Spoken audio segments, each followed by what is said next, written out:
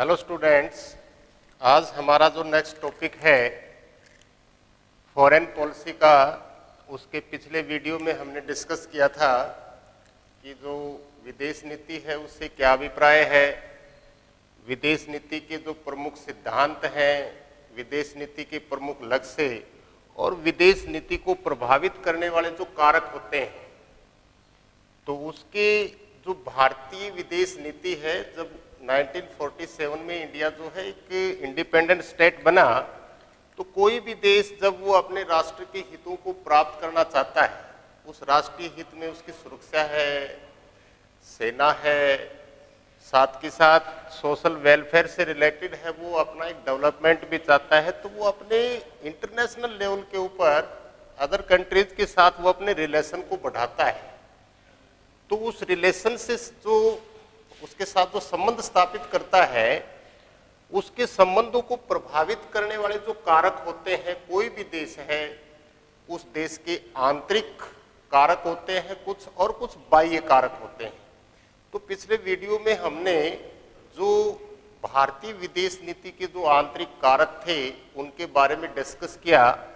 आज हम भारत की जो विदेश नीति है, उस विदेश नीति के जो बाह्य कारक हैं, विदेश नीति के जो लक्ष्य हैं और विदेश नीति के जो प्रमुख सिद्धांत हैं, इनके ऊपर हम डिस्कस करेंगे आज। तो सबसे पहले हम देखते हैं कि भारत की विदेश नीति के जो बाह्य कारक हैं। बाह्य कारक मतलब कि उस समय जब हमें आजादी मिली, तो उस समय इंटरनेशनल जो पॉलिटिक्स है या अंतर्राष्ट्रीय राजनीति का जो घटनाक्रम है, उस घटनाक्रम में कौन कौन सी घटनाएं घट रही थी, क्योंकि उन घटनाओं का भारत के ऊपर प्रभाव पड़ना लाजमी था।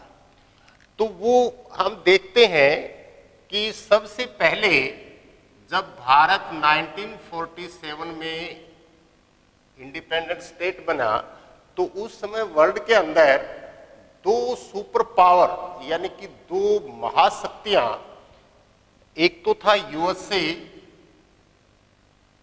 और दूसरी जो पावरफुल जो था वो था USSR, United State of America, United State of Soviet Republic. इन दोनों महाशक्तियों के बीच कोल्ड वार यानी कि शीत युद्ध, ये वास्तविक युद्ध न होकर के इन दोनों महाशक्तियों के बीच एक वैचारिक संघर्ष था।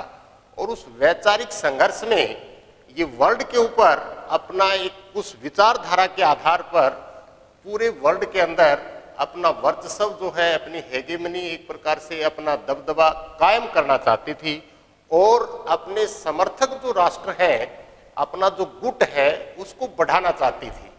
तो इन दोनों महाशक्तियों के बीच जो कोल्ड वार है वो 1945 टू 1991 यानी कि 1991 में यूएसएसआर जो है वो कोलैप्स हो गया, और विश्व में जो है अमेरिका जो है वो एक सुपर पावर जो है वो देश बन गया, और एक ध्रुवीय व्यवस्था स्थापित हो गई संसार में।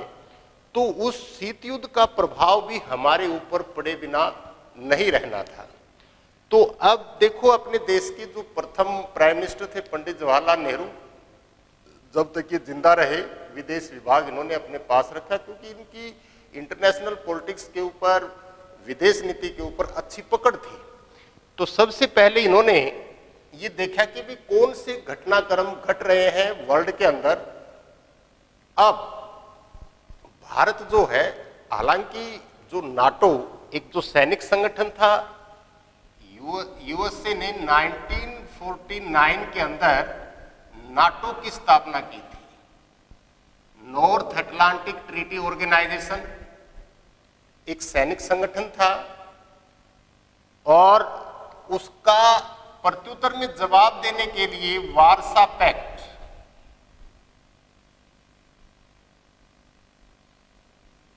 ये भी एक सैनिक संगठन था। इसका जो निर्माण है वो यूएसएसआर ने किया था। दोनों महाशक्तियां जो है वो दूसरे अन्य देशों के ऊपर अपना नियंत्रण स्थापित करके, अपने गुप्तचर भेज करके और अपने जासूस जो है उनके माध्यम से ये दोनों महाशक्तियां जो है अपना एक प्रकार से अन्य देशों के जो रिसोर्सेज हैं उनके ऊपर अपना दबदबा, अपना कायम जो है वो करना चाहती थी। तो जो वार्सा पैक्ट और नाटो जो है वो एक प्रकार से ये सैनिक संगठन थे कि भी कोई भी मान लो नाटो में कोई सदस्य राष्ट्र है और उसके ऊपर कोई थर्ड पार्टी अटैक करता है तो सभी नाटो राष्ट्र मिलकर के उसका मुकाबला करेंगे।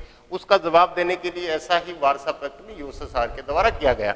तो सबसे पहले नाटो का जो प्रस्ताव है वो भारत के पास आया था और भारत ने उसकी सदस्यता लेने से मना कर दिया था। देखो पिछले वीडियो में हमने डिस्कस किया था कि भी भारत जब आजाद हुआ तो आजाद भारत के सामने इसका जो एक प्रकार से हम ये कह सकते हैं गरीबी, बेरोजगारी, महामारी, एजुकेशन, हेल्थ, हर क्षेत्र में, हर सेक्टर में हम पिछड़े हुए थे और उसके पिछड़ेपन को दूर करना है, भारत का आर्थिक पुनर्निर्माण करना है। क्योंकि उससे पिछले चैप्टर में हमने डिस्कस किया कि कौन कौन सी समस्याएं थी भारत के सामने। तो भारत जो है या भारत की सरकार जो है वो अपना आर्थिक पुनर्निर्माण स्थापित करना चाहती थी। इसके लिए उसको दोनों ही जो गुट थे उनसे आर्थिक और टेक्नोलॉजी की जो है मदद जरूरी थी। और यदि भारत किसी भी एक गुट में शामिल हो जाता तो स्वाभाविक है दूसरा गुट नाराज होता। तो भारत ने क्या काम किया, किसी भी वो सैनिक संगठन में नहीं गया क्योंकि उसको दोनों ही जो गुट थे उनकी मदद की आवश्यकता थी। क्योंकि ये देश जो है वो आर्थिक रूप से और टेक्नोलॉजिकल रूप से उस समय स्ट्रांग थे, तो उनकी टेक्नोलॉजी और जो आर्थिक जो है एक प्रकार से उसकी मदद लेना चाहता था भारत। तो उस कोल्ड वार में न जाकर के भारत जो है उसने गुट निरपेक्षता की नीति को अपनाया। तो हम ये कह सकते हैं कि उस समय इंटरनेशनल लेवल के ऊपर जो घटनाक्रम था उसका प्रभाव भारत के ऊपर पड़ा। तो भारत जो है वो किसी भी सैनिक गुट में शामिल नहीं हुआ। तो बाह्य कारकों में आप लिख सकते हैं सबसे पहला शीत युद्ध, ठीक है।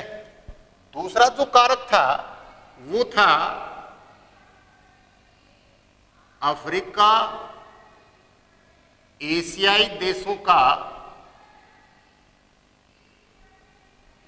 उभरना या उनका उदय।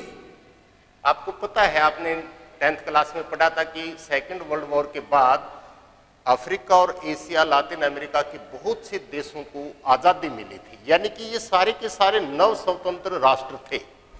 ये जो नव स्वतंत्र राष्ट्र थे ये औपनिवेशिक शासन के दौरान इनको अन्याय, अत्याचार, गरीबी, बेरोजगारी, शोषण इनसे गुजरना पड़ा था। और साथ के साथ अफ्रीकी जो देश थे या एशियाई जो देश थे, इन औपनिवेशिक शासकों द्वारा इनका खूब शोषण किया गया था।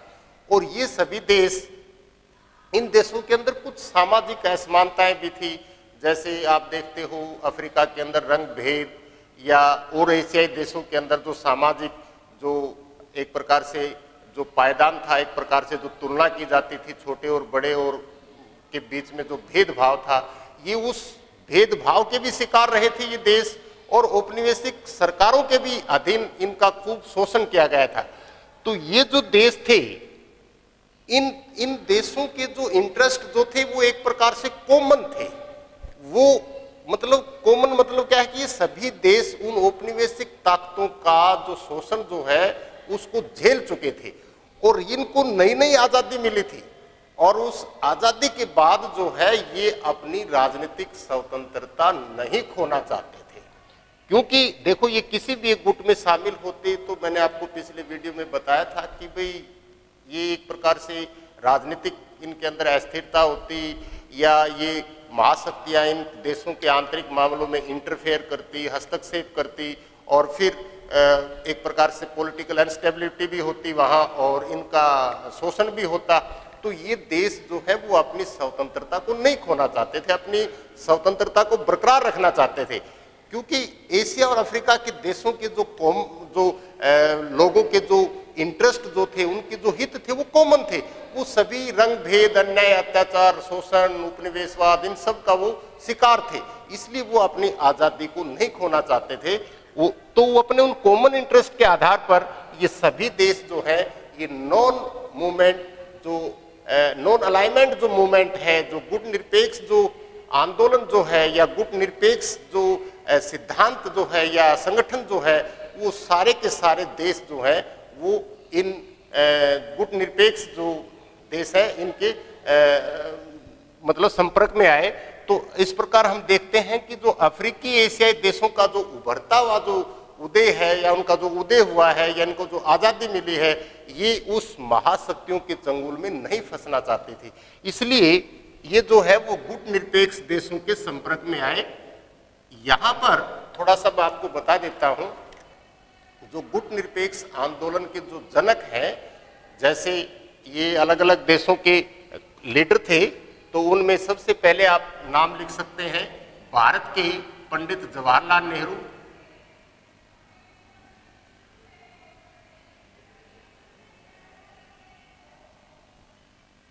पंडित जवाहरलाल नेहरू, मिस्र के नासिर टिटो और घाना के सुकर्णो।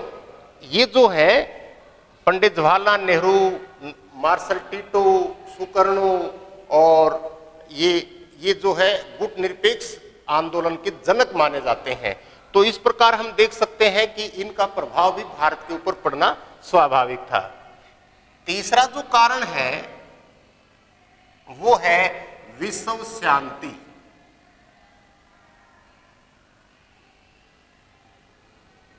विश्व शांति, देखो ये जो सैनिक संगठन थे, ये युद्ध को बढ़ावा दे रहे थे कहीं ना कहीं, और कुछ इतिहासकार ऐसा मानते भी हैं कि यदि भारत जो है वो गुट निरपेक्ष या किसी भी सैनिक संगठन में वो न जाकर के वो एक थर्ड पार्टी बना, यदि ये भी देश किसी न किसी सैनिक संगठन में शामिल हो जाते और पूरा संसार यदि दो गुटों में बट जाता, तो कुछ इतिहासकार कहते हैं कि स्वभावतः फिर थर्ड वर्ल्ड वॉर होता, और ऐसा वर्ल्ड वॉर जो एक हम परमाणु युग में जी रहे हैं, हो सकता है यहां से पूरी मानव जाति का ही विनाश हो जाता। तो भारत जो है, या भारत की जो ऐतिहासिक जो पृष्ठभूमि है, वो हमेशा से ही शांति का दूत रहा है।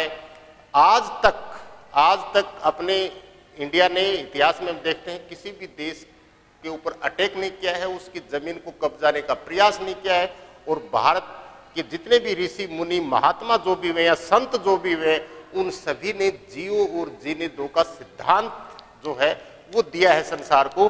तो इस प्रकार भारत जो है वो विश्व शांति का समर्थक रहा है, शुरू से ही विश्व शांति का समर्थक रहा है। इसलिए भारत जो है वो किसी भी सैनिक गुट में शामिल न होकर के उसने विश्व शांति को बढ़ावा दिया। नंबर 4 जो है हम कह सकते हैं आतंकवाद।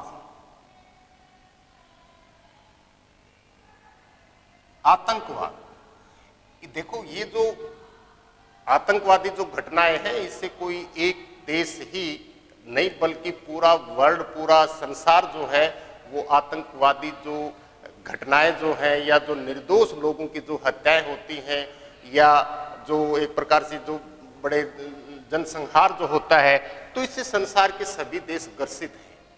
तो यहाँ पर इस आतंकवाद को कंट्रोल करने के लिए या उस पर नियंत्रण पाने के लिए संसार के सभी देश सामूहिक रूप से प्रयास कर रहे हैं। तो इस प्रकार हम देख सकते हैं कि भारत जो है वो आतंकवाद का भी उसने हमेशा से ही विरोध किया है। तो इस प्रकार ये जो कारक जो थे उस समय, जो बाह्य कारक जो भारत की विदेश नीति को प्रभावित कर रहे थे, उस समय के जो सर्कमस्टांसेस थे, उस समय के जो राजनीतिक जो घटनाक्रम थे, उन राजनीतिक घटनाक्रमों में और अब के जो राजनीतिक जो घटनाक्रम हैं उनमें काफी परिवर्तन आया है। क्योंकि 1991 के बाद हम देखें तो यूएसएसआर का कोलैप्स हो गया, भारत की जो है आर्थिक नई नीतियां जो है वो खुले ओपन मार्केट को लेकर के आया, और आज जो पहले अमेरिका जो है, आज हम वर्तमान में देखें तो अमेरिका जो है उसने भारत के साथ दोस्ती करने का प्रयास किया है। एक समय ऐसा था कि उसने खुल करके पाकिस्तान का समर्थन लिया है। आज चाइना और पाकिस्तान के बीच जो है वो नजदीकियां बढ़ रही हैं। यूएसएसआर जो है शुरू से ही भारत का एक विश्वास पात्र मतलब एक फ्रेंड रहा है संसार के अंदर। तो भारत और रशिया के जो संबंध हैं वो भी मजबूत हुए हैं और भारत को जो है अमेरिका एक बहुत बड़ा बाजार के रूप में भी देखता है और भारत भी अमेरिका जो एक डेमोक्रेटिक कंट्रीज है उसके साथ अपने संबंधों को बढ़ाने के लिए हमेशा प्रयासरत है। तो हम ये देखते हैं कि आज के वर्तमान के जो सर्कमस्टांसेस हैं, जो घटनाक्रम है, वो काफी बदल गए हैं।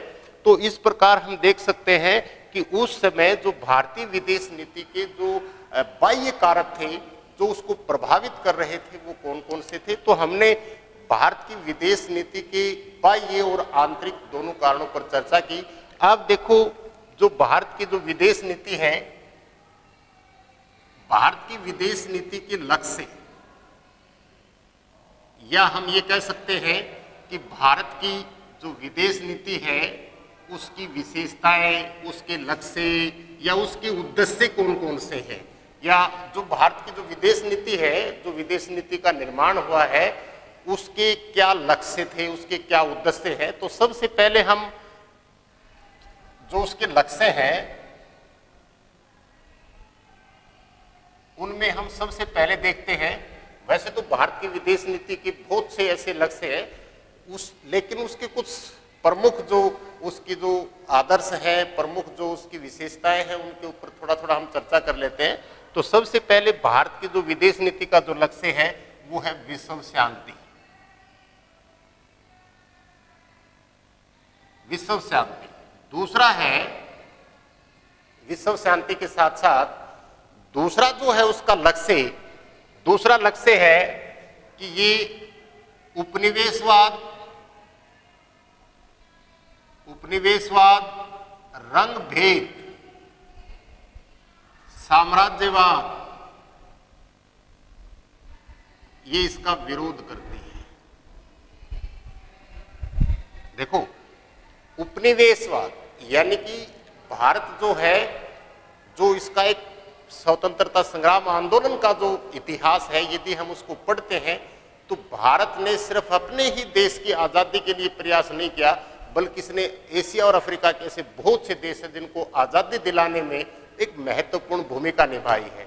तो भारत जो है वो हर प्रकार के का जो एक प्रकार से दूसरे देशों के आर्थिक संसाधनों को कब्जा करना या उसके राजनीतिक जो व्यवस्था है उसको कंट्रोल कर लेना या अप्रत्यक्ष रूप से उसको सपोर्ट करना या किसी लोकतांत्रिक सरकार को अपदस्थ करके वहां एक तानाशाह को मतलब बैठाना या उसको अप्रत्यक्ष रूप से उसको बढ़ावा देना।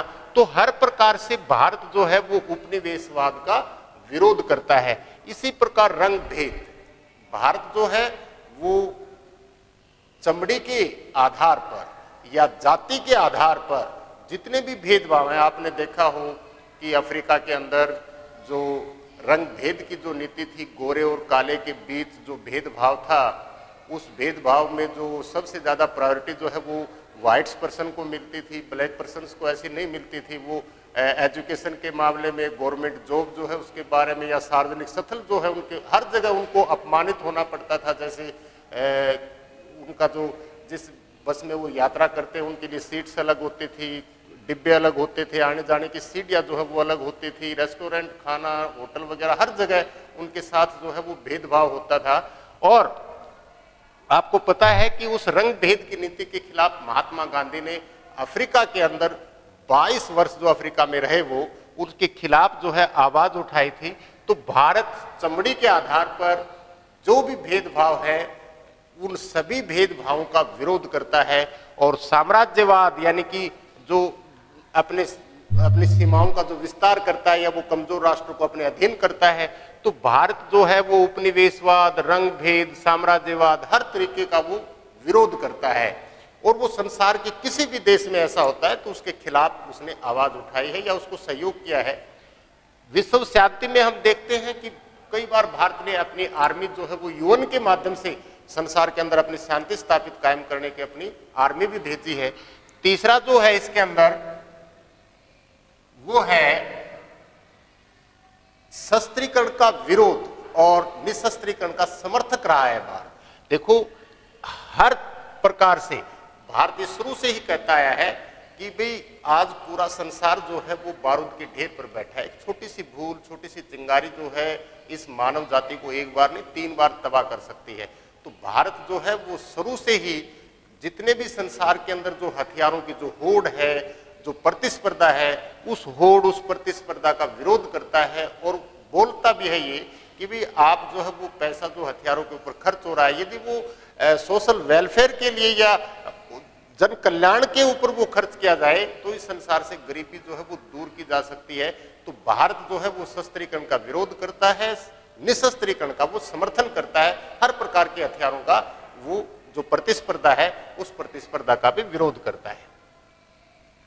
नंबर 4, पंचशील समझौते को लागू करना।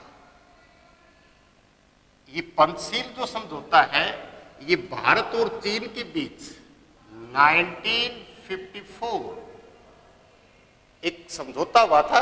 भारत के प्रधानमंत्री थे पंडित जवाहरलाल नेहरू और चाइना के प्राइम मिनिस्टर थे चाओ इन लाई।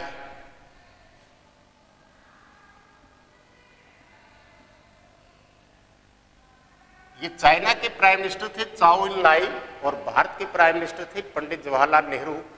तो इन दोनों के बीच एक समझौता हुआ था और उस समझौते के तहत 5 जो सिद्धांत हैं या 5 मुख्य जो बातें थी उनके ऊपर एक समझौता किया गया था, ट्रीटी हुई थी।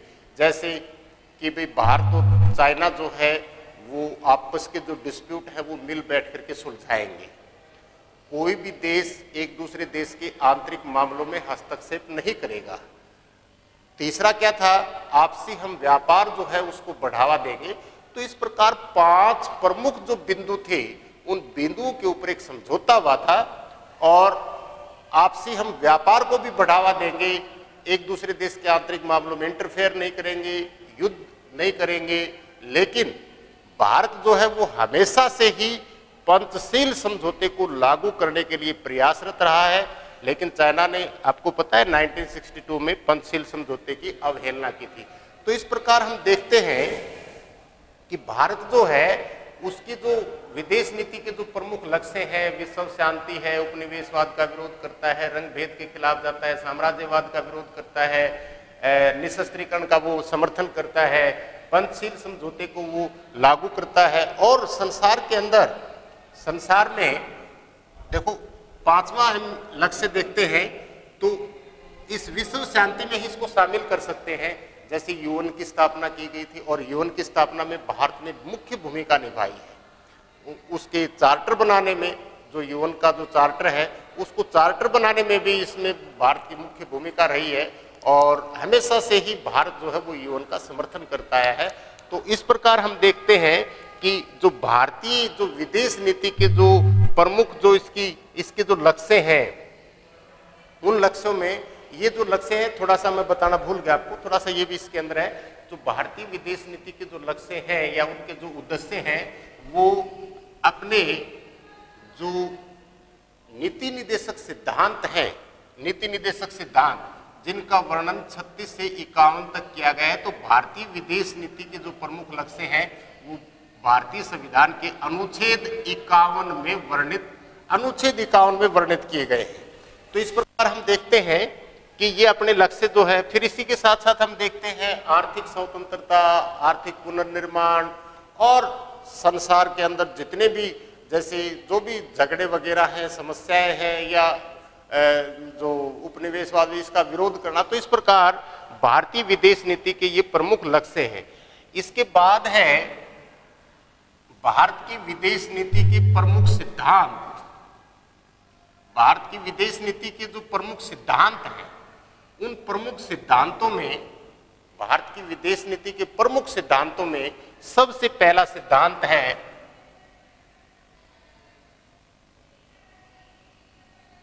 वो है गुट निरपेक्षता का सिद्धांत।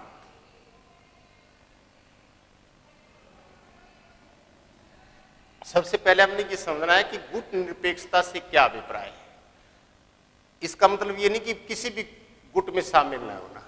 भारत जो है हमेशा से ही इसका पक्ष धर रहा है, किसी भी सैनिक संगठन में शामिल न होना ही गुट निरपेक्षता कहलाती है। जैसे मैंने अब थोड़ी देर पहले आपको बताया कि जो गुट निरपेक्षता है, पिछले वीडियो में डिस्कस किया क्या वो अलगाववाद है या तटस्थता है। तो दोनों चीजों को बारीकी से समझाया है भारत की विदेश नीति में। न तो हम अंतर्राष्ट्रीय मामलों में अलगाव की स्थिति में रहेंगे और न ही हम तटस्थ रहेंगे।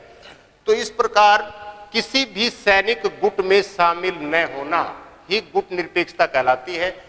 ये बार बार हम डिस्कस कर चुके हैं कि भाई नाटो, सीएटो, सेंटो, इस प्रकार के जो सैनिक संगठन थे, ये सैनिक संगठन जो है वो युद्ध को इंक्रीज कर रहे थे, युद्ध को बढ़ावा दे रहे थे।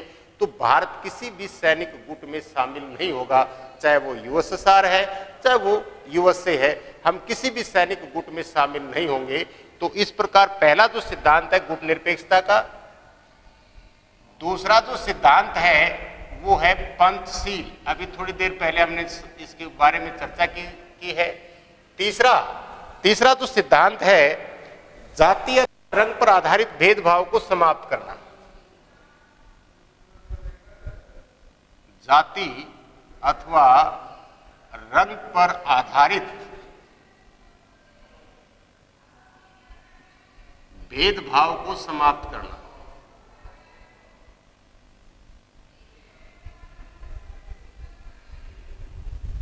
यानी कहीं पर भी, चाहे वो गोरे और काले को लेकर के है या भारतीय समाज में हम देखते हैं, या जैसे श्रीलंका के अंदर जो तमिल और सिंगली जो कम्युनिटी है, जो समुदाय है, उनके बीच अब भी अपने अधिकारों को लेकर के, अपने फंडामेंटल राइट्स को लेकर के, अपने जॉब्स को लेकर के है, या अपने बराबरी के अधिकार को लेकर के श्रीलंका तो गृह युद्ध की चपेट में भी चला गया था 1987 में।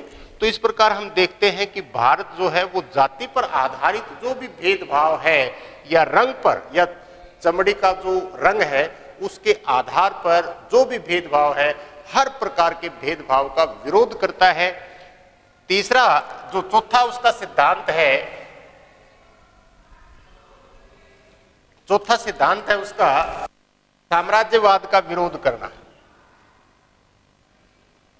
साम्राज्यवाद का विरोध करना। पांचवा जो सिद्धांत है वो है विश्व शांति को बढ़ावा देना, या हम ये कह सकते हैं कि यूएनओ का जो चार्टर है उसमें विश्वास करना, और जितने भी डिस्प्यूट्स वगैरह हैं, जो झगड़े वगैरह हैं, उन सभी का शांतिपूर्ण हल करना। जैसे मैंने आपको पिछले वीडियो में बताया था कि भारत और जो पाकिस्तान है उसके बीच जो जम्मू कश्मीर को लेकर के जो विवाद था, तो पंडित जवाहरलाल नेहरू का यूएन के अंदर पूरा विश्वास था। वो इस समस्या को लेकर के उन्होंने यूएन में गए भी वो, और पूरी विश्व बिरादरी का ध्यान आकर्षित किया उसकी तरफ। तो भारत जो है वो यूएन का जो चार्टर है उसका जो एक प्रकार से हम कह सकते हैं उसके जो विश्वास, उसमें अपना विश्वास रखता है, पूरा उसका संविधान जो है उसको मानता है और विश्व शांति को वो बढ़ावा देता है। इसी प्रकार 6 जो है वो है आतंकवाद का विरोध। 7 हम ये इसमें कर सकते हैं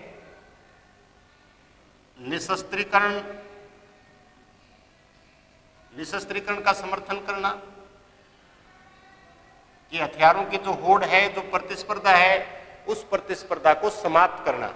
तो इस प्रकार हमने देखा, इस वीडियो में डिस्कस किया कि विदेश नीति के जो बाह्य कारक हैं, या भारतीय विदेश नीति के जो सिद्धांत हैं, और भारतीय विदेश नीति के जो प्रमुख लक्ष्य हैं, इनके बारे में हमने चर्चा की। इससे नेक्स्ट वीडियो में हम जो इसके जो गुट निरपेक्ष आंदोलन के जो, या उनके जो शिखर सम्मेलन जो हैं, उनके बारे में चर्चा करेंगे। प्रथम गुट निरपेक्ष सम्मेलन कहाँ हुआ, किस देश में हुआ, और उसकी अध्यक्षता किसने की, और अब तक कितने हो चुके हैं, और इनसे जो विदेश नीति के जो वर्तमान जो हम देख सकते हैं परिदृश्य या वर्तमान जो सर्कमस्टांसेस है, हमारे राजनीतिक जो घटनाक्रम है, उसमें आए बदलावों से भारतीय विदेश नीति के ऊपर क्या प्रभाव पड़ा है, इसके बारे में हम नेक्स्ट वीडियो में